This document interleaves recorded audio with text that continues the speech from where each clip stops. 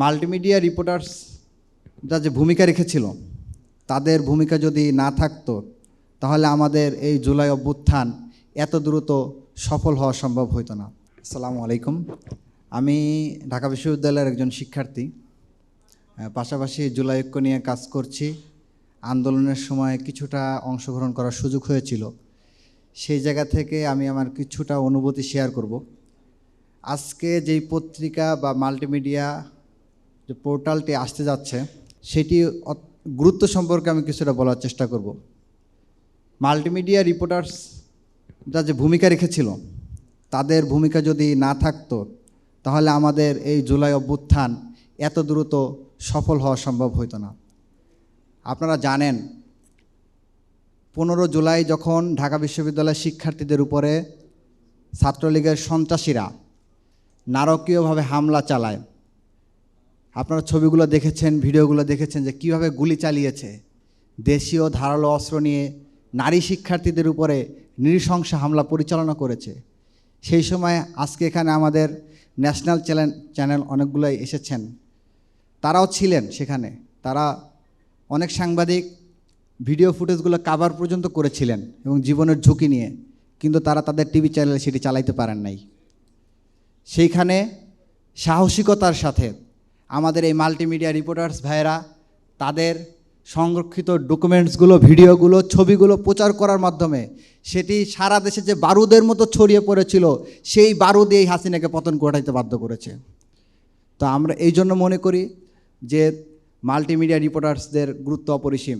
পুরো জুলাই মাস জুড়ে এই ঘটনার রিপিট ঘটেছে।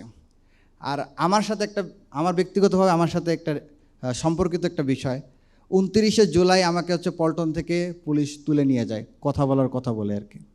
তো তুলে নিয়ে যেয়ে আমাকে ডিবিতে নিয়ে যায় এবং একদিন পর ছেড়ে দিতে হয়।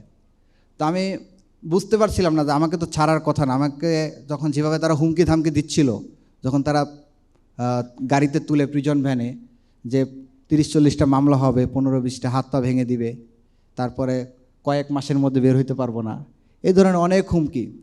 তো পরের দিন আমি কেন বের হয়ে গেলাম ডিবি থেকে, আমার নামে কোনো মামলা না দিয়ে কেন আমাকে ছেড়ে দেওয়া হলো, আমি অনেকটা অবাক হয়েছিলাম। তখন বের হওয়ার পর আমি জানতে পারলাম যে মাল্টিমিডিয়া রিপোর্টার্স ভাইয়েরা যারা ওইখানে ছিলেন, যে আমার স্লোগানরত অবস্থায় যে ভিডিওটা ছিল সেটি তারা এমনভাবে ছড়িয়ে দিয়েছিলেন যে সারা দেশ থেকে এমন চাপ সৃষ্টি হয়েছে যে তারা আমাকে আটকে রাখতে পারে নাই।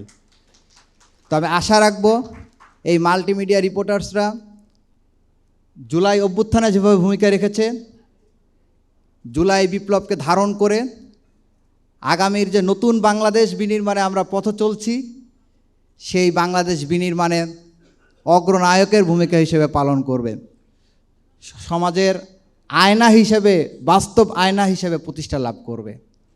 আপনারা জানেন, এখনও অনেক সংবাদ মাধ্যম এই আন্দোলনকে, এই বিপ্লবকে আন্দোলন হিসেবে চিত্রায়িত করার চেষ্টা করেছে এবং ফ্যাসিস্টকে তাদের ফ্যাসিস্ট বলতে ভয় লাগে, তাদের হৃদয়ে ব্যথা লাগে। তারা ফ্যাসিস্টকে নতুন একটা শব্দ চয়ন করতে চান, কর্তৃত্ববাদী। আপনারা এটা খেয়াল করেছেন।